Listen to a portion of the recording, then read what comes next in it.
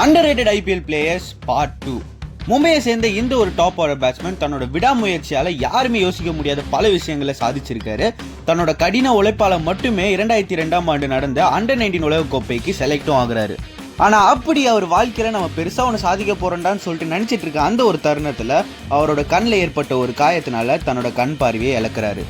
Cricket ஆடுறதுக்கு ரொம்பவே முக்கியமான ஒரே ஒரு விஷயம் கண் பார்வை தான். அப்படிப்பட்ட கண் பார்வை அவர் இழந்ததுனால சுற்றி இருக்கிற எல்லாருமே இவ்வளோதான்ப்பா இவனோட கிரிக்கெட் கேரியர் முடிஞ்சுன்னு சொல்லிட்டு ஏளனமாக அவரை பார்த்து சொன்னாங்க.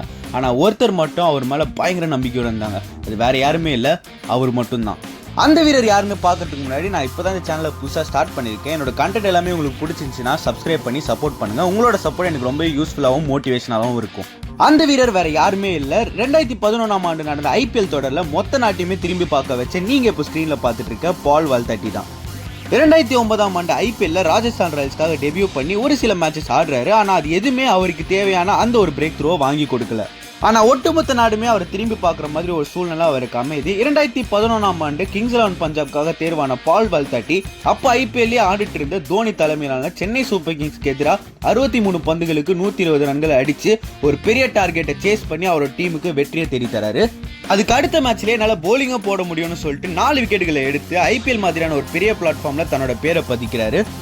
அந்த ஆண்டு நடந்த ஐபிஎல் சீசன்ல மட்டும் பால் வால்தட்டி 14 போட்டிகள் ஆடி 463 ரன்கள் அடிச்சு அந்த சீசன்ல ஒன் ஆஃப் த டாப் ஸ்கோரரா திகழ்ந்தாரு. ஆனா அந்த சீசன்ல அவர் பண்ண அற்புதத்தை அடுத்த சீசன்ல அவரால் பண்ண முடியல. அதனால 2013ஆம் ஆண்டு ஐபிஎல் சீசனோட அவரோட ஐபிஎல் கரியர் ஒரு முடிவுக்கு வருது. இன்னைக்கு மும்பைல ஒரு கிரிக்கெட் அகாடமியில கோச்சா இருந்துட்டு அவர் போல பல ஸ்டார்ஸை உருவாக்கிட்டு இருக்காரு. இவனால கண் பார்வை இல்லாம கிரிக்கெட் ஆட முடியாதுன்னு சொன்ன எல்லாருக்குமே அவர் யாருன்னு ப்ரூவ் பண்ணி காட்டினாரு. அப்படிப்பட்ட பால் வால்தட்டி ஐபிஎல்லே the best one of the underrated IPL பிளேயரா திகழ்ந்துட்டு வராரு. நான் உங்களை இன்னொரு வீடியோல பார்ட் 3 வந்து பார்க்குறேன். Until then, it's Max signing off from Whistle Pod. Bye guys, have a nice day.